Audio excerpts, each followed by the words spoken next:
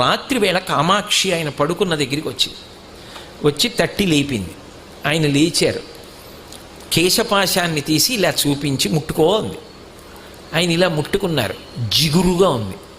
ఏమ్మా జుట్టు జిగురుగా ఉందన్నారు. పాలు పోసి వెళ్ళిపోయావు అంది.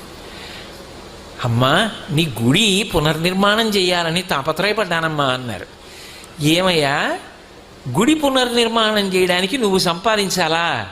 నన్ను అడిగితే నేను ఇవ్వను. దానికోసం నా జుట్టు ఇలా వదిలి వెళ్ళిపోయావా? చూడు పాలకంపు ఎంత సువాసనలు రావలసిన జుట్టునది. వెనక్కి వచ్చి అభిషేకం చెయ్యండి.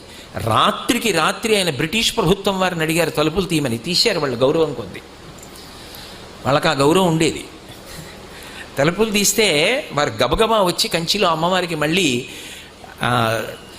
అభిషేకం పూర్తి చేశారు. ఆ తర్వాత ఎక్కడి నుంచి వచ్చిందో కాసుల వర్షం పడిపోయింది. ఆ దేవాలయం అంతా పునర్నిర్మాణం చేశారు.